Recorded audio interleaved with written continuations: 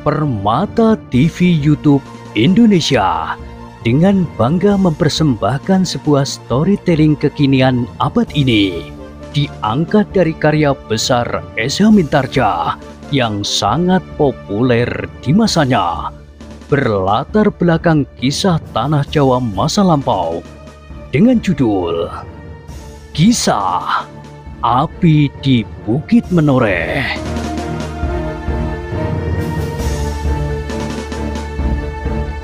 Pada kesempatan yang sangat baik ini, kita masuk pada episode yang ke-614.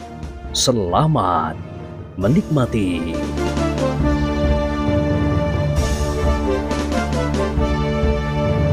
Di akhir kisah sebelumnya disebutkan, demikianlah, maka sejenak kemudian sekali lagi prajurit Pajang melihat suatu isyarat. Bukan tanda-tanda bunyi, tetapi api yang terlontar di udara. Demikian orang-orang Tambak Wedi itu melihat isyarat yang terlempar ke udara oleh orang-orang yang sudah agak jauh dari pertempuran. Maka seperti waduk yang terbuka dengan tiba-tiba, maka pasukan Tambak Wedi itu pun segera susut dari arena. Sementara itu, Kiai Gringsing dan Ki Waskita masih tetap berusaha untuk menemukan Kiai Kaloso Sawit. Bahkan Ki Sumangkar yang kehilangan lawannya itu pun tidak tinggal diam. Ia juga berusaha untuk mencari jejaknya.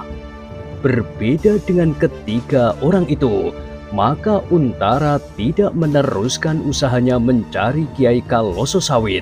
Ia harus menguasai prajurit-prajuritnya yang berusaha mendesak terus lawannya.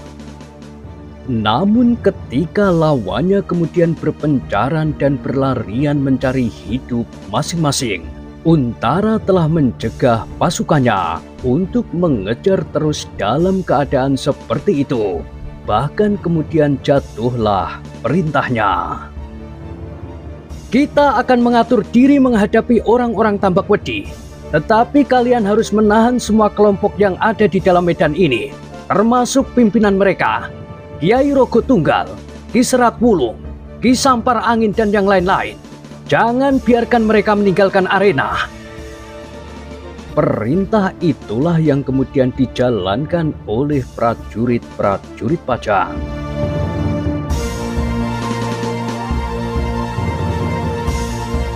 Dengan demikian, maka sejenak kemudian gelar Cakrabyuha itu pun seakan-akan berkembang semakin luas dan akhirnya mencakup seluruh arena bersama pasukan cadangan yang berada di luar gelar.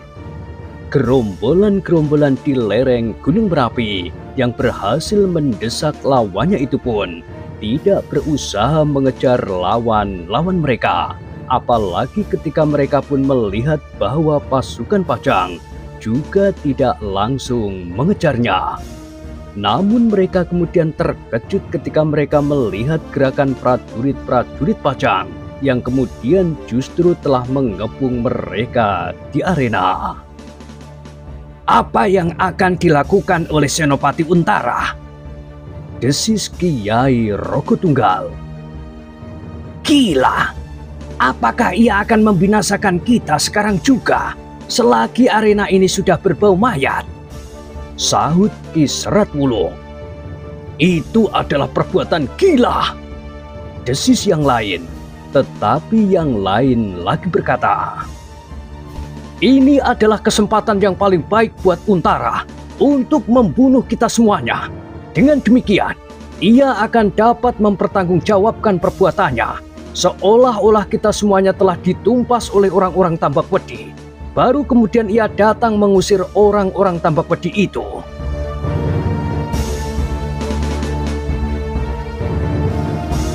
Berbagai tanggapan telah timbul di antara gerombolan-gerombolan itu.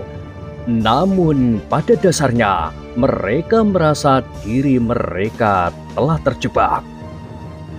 Apakah kita akan melawan Untara seperti kita melawan orang-orang Tambak Wedi? desis Ki Sampar Angin. Tetapi yang lain menggelengkan kepalanya. Katanya, "Tidak ada gunanya. Kita akan menyerah apapun yang akan dilakukannya atas kita. Juga jika ia membunuh kita di sini. Menurut dugaanku, ia tidak akan melakukannya. Tetapi aku tidak tahu jika ia benar-benar menjadi gila karena prajurit-prajuritnya jatuh menjadi korban peperangan ini." Beberapa orang di antara mereka menarik nafas dalam-dalam, namun sebagian dari mereka di luar sadarnya telah memandang Kiai Roko Tunggal yang menjadi gelisah, seolah-olah mereka menjatuhkan tuduhan bahwa ialah yang menyebabkan semuanya itu. Kiai Roko Tunggal pun agaknya dapat merasakan sentuhan tatapan mata kawan-kawannya yang tajam menusuk ke jantungnya. Karena itu, maka ia pun kemudian berkata dengan nada datar, "Biarlah, aku yang menjadi Banten. Akulah yang akan menyerahkan diriku kepada Untara untuk menerima hukuman apa saja yang akan dijatuhkan kepadaku.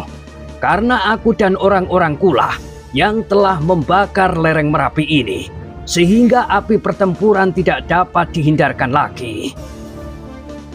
"Itu adalah maksudmu, tetapi mungkin Untara mempunyai pertimbangan lain. Kita semuanya harus dibersihkan dari lereng Merapi, agar untuk selanjutnya kita tidak selalu mengganggu tugasnya." "Apapun yang akan terjadi, baiklah, kita akan menerimanya dengan senang hati," desis yang lain lagi. "Senang atau tidak senang," geram Ki Seret Wulung.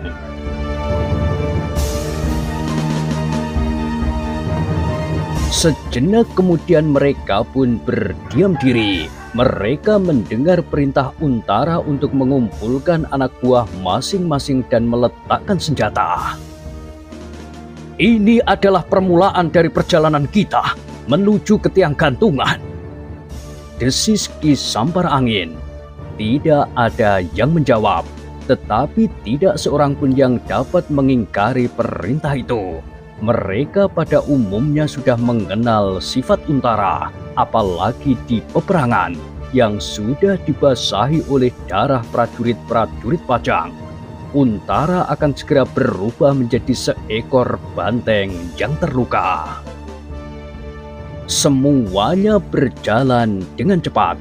Sementara itu, Untara agaknya sedang berbincang dengan beberapa orang senopati yang lain di dalam pasukannya. Sejenak kemudian, maka terdengar aba-aba dan para senopati pun menjadi sibuk mengatur kelompok masing-masing. Para pemimpin gerombolan-gerombolan yang ada di lereng Merapi menjadi heran melihat kesibukan yang sangat pada pasukan Pajang. Ternyata bahwa Pajang sudah membagi prajuritnya. Beberapa orang tinggal mengawasi gerombolan lereng Merapi yang sudah tidak bersenjata lagi. Namun yang lain telah sibuk menyusun barisan. "Apakah yang akan mereka lakukan?" desis seseorang.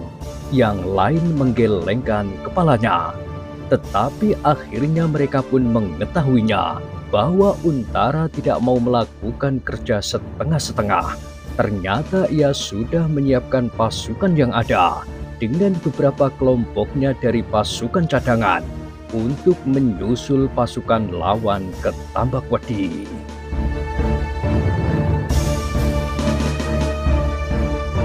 "Kami akan menghancurkan pasukan Kaloso Sawit sampai orang yang terakhir.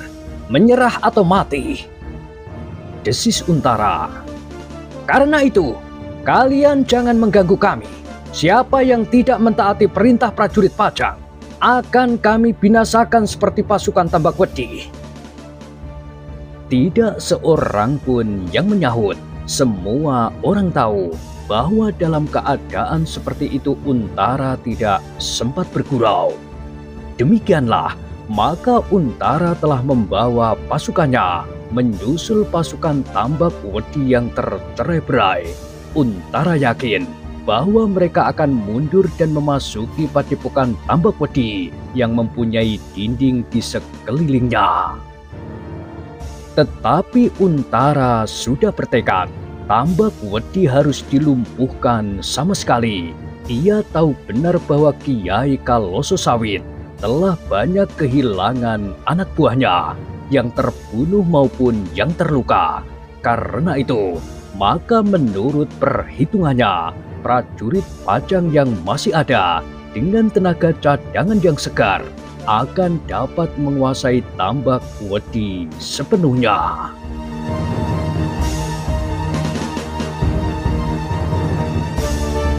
Sejenak kemudian maka Untara pun telah siap. Dengan kekuatan yang ada, maka Untara pun segera memberikan perintah kepada pasukannya untuk berangkat. Prajurit cadangan yang datang kemudian dan menemukan pertempuran itu sudah hampir berakhir, menjadi bagian terdepan pasukan yang menuju ke Tambakwedi. Prajurit-prajurit yang lelah dan bahkan ada yang terluka, tetapi bertekad untuk tetap berada di dalam barisan. Rasa-rasanya justru menjadi bertambah segar disentuh angin malam yang dingin di lereng Gunung Merapi.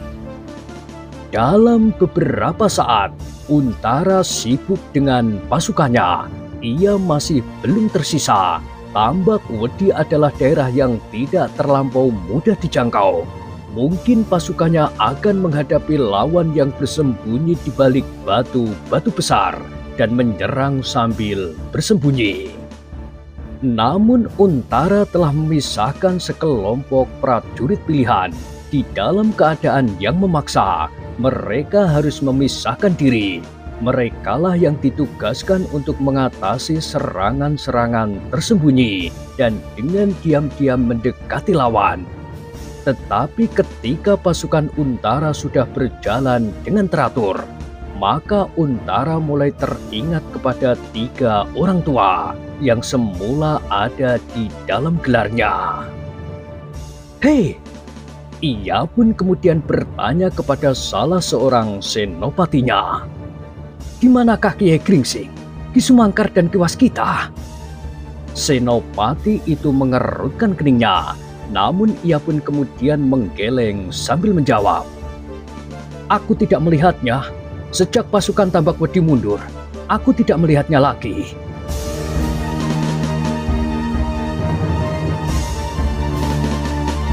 Untara mengangguk-angguk. Katanya, kita akan mencarinya nanti. Mudah-mudahan tidak terjadi sesuatu atas mereka. Mereka berhasil mengalahkan lawan masing-masing. Orang yang menyebut dirinya bernama Jolowojo dapat dibunuh oleh Kiai Gringsing. Meskipun di saat terakhir nampaknya ia seperti membunuh diri, karena Kiai Gringsing ingin menangkapnya hidup-hidup, sementara ia sudah tidak dapat berbuat apa-apa. Sahut salah seorang senopatinya. Untara mengangguk-angguk pula, tetapi ia tidak menjawab. Demikianlah, dengan cepat pasukan Pajang itu bergerak mendaki lereng Gunung Merapi yang disambut oleh embun di gelapnya malam. Namun sejenak kemudian, nampak warna semburat merah mulai membayang di timur.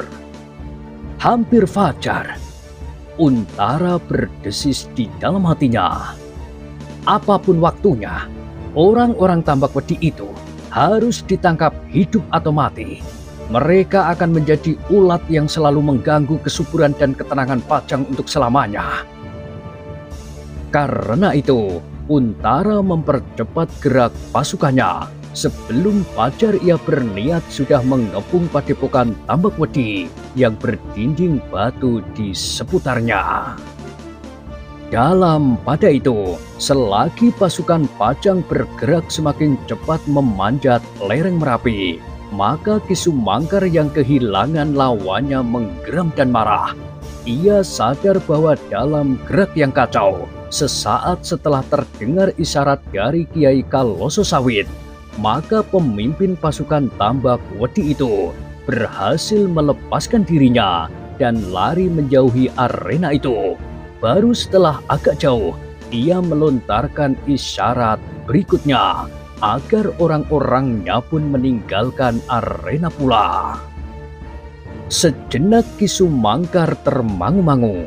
Apakah ia akan menyusul lawannya sampai ke Tambakwedi, atau ia harus menunggu perintah Untara dan menyesuaikan dirinya dengan pasukan Pajang itu?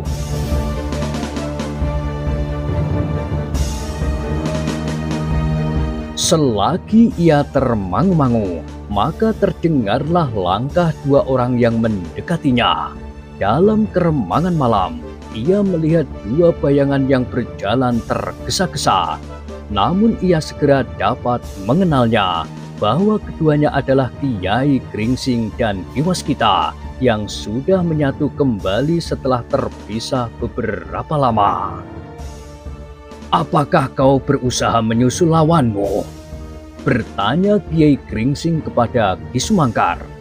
Ki Sumangkar menarik nafas dalam-dalam, kemudian gumamnya, "Aku kehilangan orang itu." "Aku dan Ki Waskita pun berusaha mencarinya. Bahkan kami sudah membagi diri, namun kami tidak menemukannya. Agaknya ia hanyut dalam arus mundur orang-orangnya." "Tidak, bahkan ia adalah orang yang pertama-tama meninggalkan arena dalam kekisruhan yang terjadi beberapa saat, yang dengan sengaja telah ditumbuhkannya, yang kemudian dari kejauhan memberikan isyarat dengan lontaran panah api ke udara." Kiai Gringsing dan Ki Waskita mengangguk-angguk. "Apakah kira-kira yang akan dilakukan oleh Anggir Untara?" bertanya Ki Sumangkar kemudian. "Aku tidak tahu." Kiai Gringsing menggelengkan kepalanya. "Dan apa yang akan kita lakukan?" bertanya Ki Waskita. Kiai Gringsing merenung sejenak, kemudian katanya, "Tanda di dada Kiai Kaloso Sawit sangat menarik perhatian. Apakah kita akan melihat apa yang telah terjadi kemudian di Padepokan Tambakwedi itu?"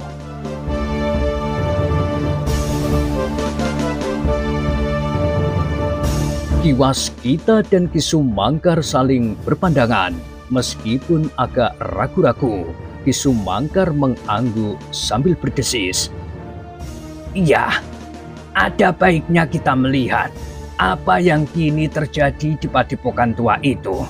Mungkin kita mendapat gambaran serba sedikit tentang gerombolan raksasa yang masih diselimuti oleh kabut rahasia itu." Demikianlah, maka ketiganya bersepakat untuk pergi ke Padepokan tua di Tambakwedi. Mereka ingin mengetahui apa yang akan terjadi. Apakah orang-orang Tambakwedi itu masih akan tetap bertahan di Padepokan itu, atau mereka berniat untuk menentukan sikap yang lain. Dengan hati-hati, mereka bertiga berjalan tergesa-gesa menyusuri jalan-jalan di lereng pegunungan. Kiai Gringsing masih tetap dapat mengenal jalan menuju ke Padepokan itu dengan baik. "Tidak banyak perubahan terjadi di sekitar daerah ini," gumam Kiai Gringsing. Kedua kawannya tidak menyahut, tetapi kepala mereka terangguk-angguk kecil. Semakin dekat mereka dengan Tambakwedi, mereka pun menjadi semakin berhati-hati. Mereka sadar bahwa di balik gerumbul-gerumbul liar, di sebelah menyebelah jalan yang mereka lalui, atau di balik batu-batu padas, dapat bersembunyi para pengawal Padepokan tua itu.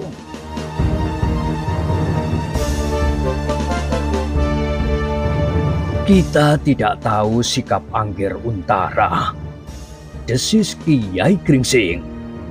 "Tetapi menilik sifat dan wataknya, ia tidak akan berhenti." "Apakah pasukan Pajang akan menyusul ke Tambakwedi?" bertanya Ki Sumangkar.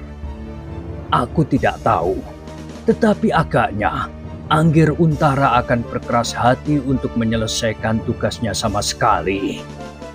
Sahut Kiai Gringsing. Ki Sumangkar mengangguk-angguk.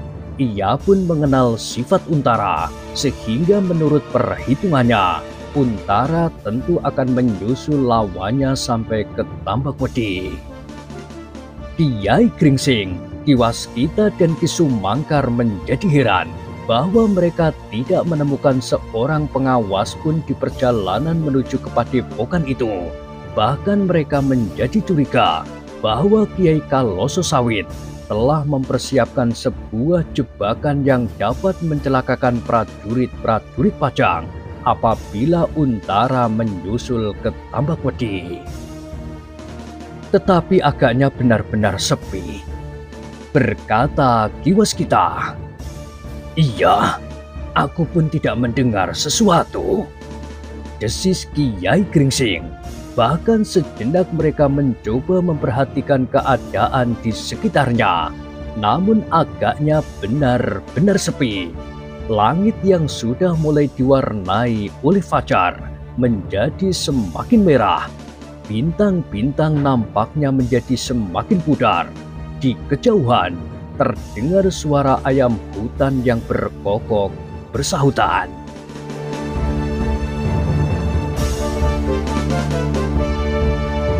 Hampir fajar, desis Kiai Gringsing. "Kita akan mendapat kesulitan untuk mendekati padepokan tua itu," sahut Ki Sumangkar. "Kita akan sampai sebelum fajar," berkata Kiai Gringsing pula. Ki Sumangkar dan Ki Waskita hanya mengangguk-angguk saja. Dengan hati-hati, mereka pun merayap terus mendekati padepokan Tambakwedi. Setiap kali mereka harus memperhatikan batu-batu besar yang berserakan. Namun ternyata bahwa tidak seorang pun yang mereka jumpai di sepanjang jalan itu. "Apakah kita akan masuk?" bertanya Ki Waskita. Kiai Gringsing ragu-ragu. Katanya, "Kita hanya bertiga. Bagaimanapun juga, kita tidak akan dapat melawan semua orang yang ada di Tambakwedi. Betapapun juga ilmu yang dapat dikuasai oleh seseorang, tetapi kemampuan kita tetap terbatas. Jadi, kita hanya akan mengamati keadaan." Ki Sumangkar dan Ki Waskita mengangguk-angguk. Memang tidak ada yang dapat mereka lakukan selain mengamati keadaan, kecuali apabila prajurit Pajang datang menyusul mereka ke Tambakwedi. Tetapi tiba-tiba saja ketiga orang itu terkejut ketika mereka mendengar sebuah isyarat yang melengking dari arah padepokan tua itu. Dan sejenak kemudian, suara itu telah disahut oleh suara-suara lain beberapa puluh langkah dari ketiga orang itu.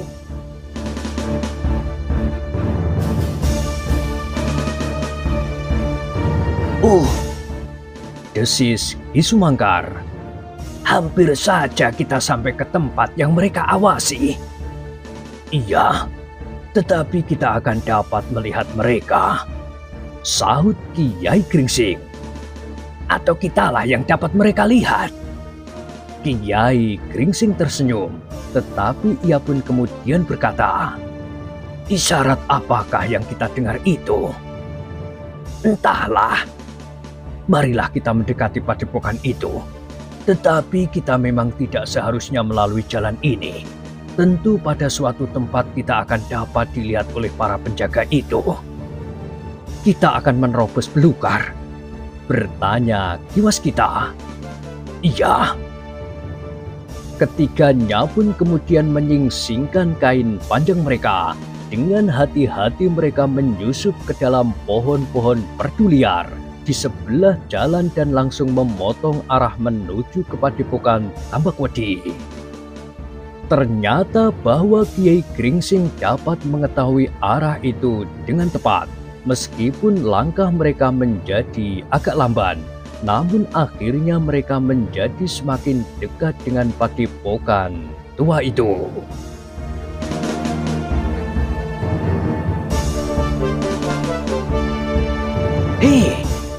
Apa yang mereka lakukan itu?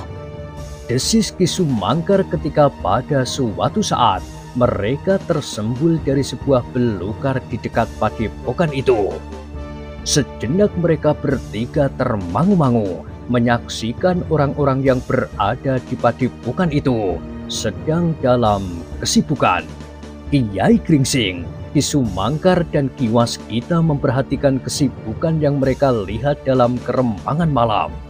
Orang-orang Tambak Wedi seolah-olah sedang mempersiapkan sebuah pasukan yang lengkap dan kuat.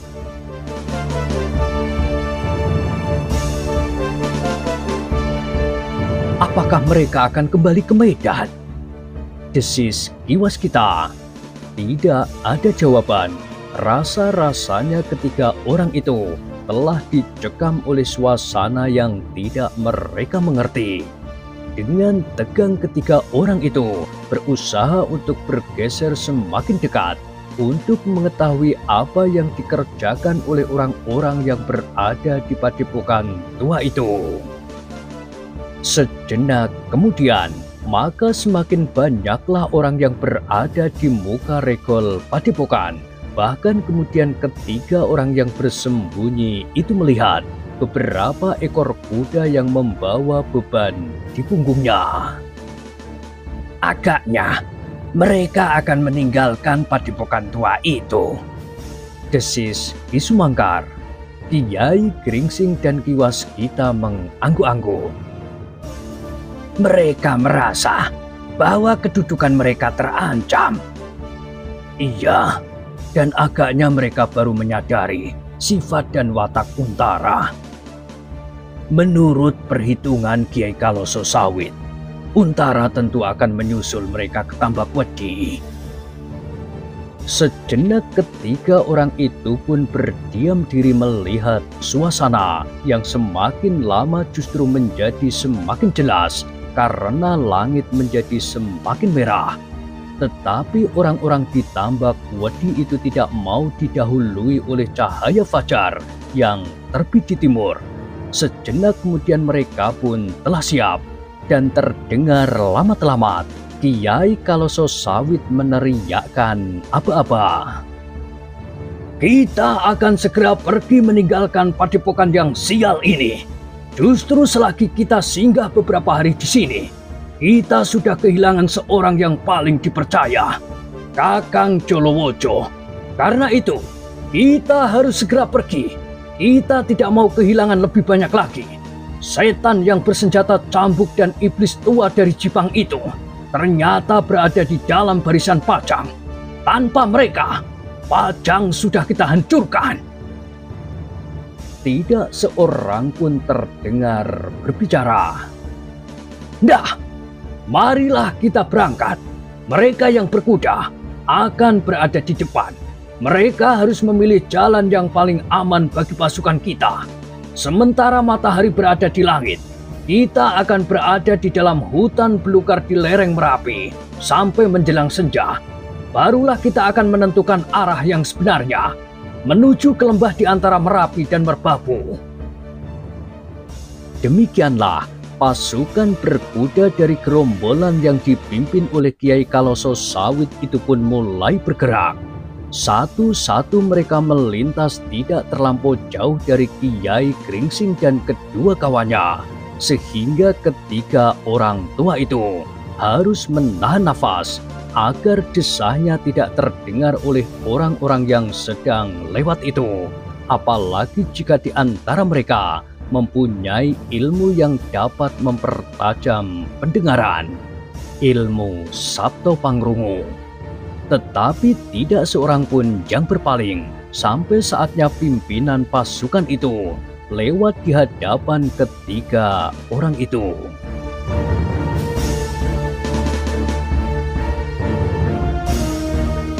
Namun rasa-rasanya ketiga orang itu justru telah dicekam perasaan masing-masing ketika mereka melihat Kiai Kaloso Sawit berjalan dengan senjata telanjang di antara beberapa orang pengawal pilihan.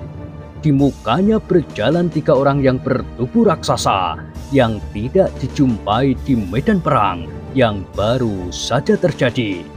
Agaknya ketika orang itu tidak ikut serta bersama pasukan Kiai Kalososawit maupun Kiai Jolowojo yang rasa-rasanya telah membekukan darah ketika orang-orang tua yang berada di balik gerumbul liar di pinggir jalan itu adalah seseorang yang berjalan di hadapan 3 orang raksasa itu. Seorang yang berjalan sambil membawa sebuah senjata yang diselubungi oleh sehelai kain putih. Senjata yang bertangkai panjang yang agaknya adalah sepucuk tombak. Kiai Gringsing menggamit kedua kawannya yang berpaling memandanginya dengan tatapan mata yang bagaikan menyala. Ketika Kiai Kalososawit telah lewat beberapa langkah dan yang kemudian berjalan beriringan dengan orang-orang Kiai Kalososawit yang jumlahnya ternyata masih cukup banyak, maka Kiai Gringsing baru sempat berbisik, "Kau lihat tombak itu? Mencurigakan sekali," desis Ki Sumangkar. "Apakah tombak itu yang hilang dari Mataram?" bertanya Ki Waskita. Kiai Gringsing menarik nafas dalam-dalam. Sejenak ia menimbang-nimbang apakah yang dapat dilakukannya.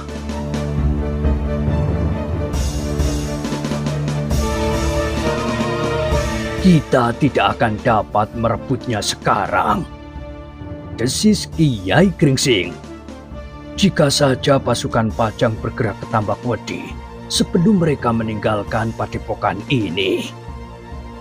"Kiai," berkata Ki Waskita, "apakah sebaiknya aku mencoba membuat permainan agar mereka menjadi bingung dan memberikan kesempatan kepada kita untuk mengambil tombak itu?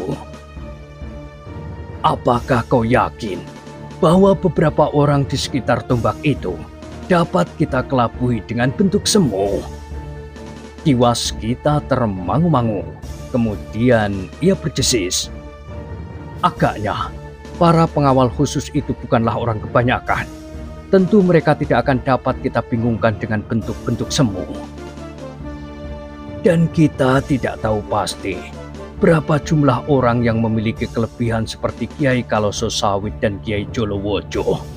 Orang-orang yang bertubuh raksasa itu pun harus diperhitungkan. Demikian juga agaknya sekelompok orang yang bersenjata telanjang di belakang Kiai Kalososawit." Kiai Gringsing masih sempat pula berdesis, "Agak berbeda dengan orang-orang yang membawa pusaka. Yang lain menyeberang Kali Progo. Mereka berusaha dengan diam-diam tanpa diketahui oleh siapapun bergeser ke barat. Tetapi pusaka yang sebuah lagi agaknya telah dikawal oleh kekuatan segelar sepapan."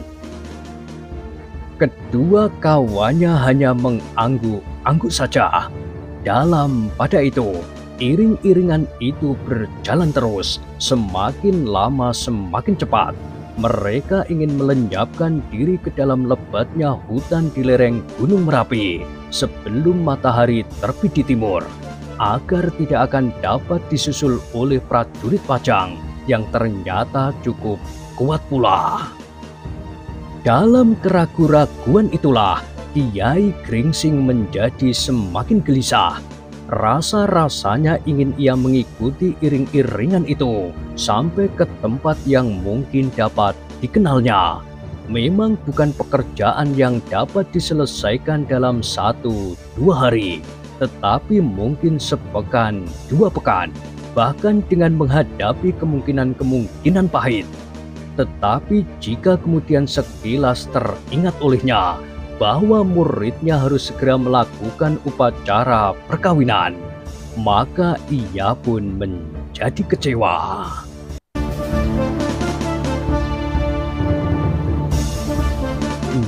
Nah, bagaimanakah kisah selanjutnya? Silahkan ikuti terus kisah Api di Bukit Menoreh pada kesempatan berikutnya.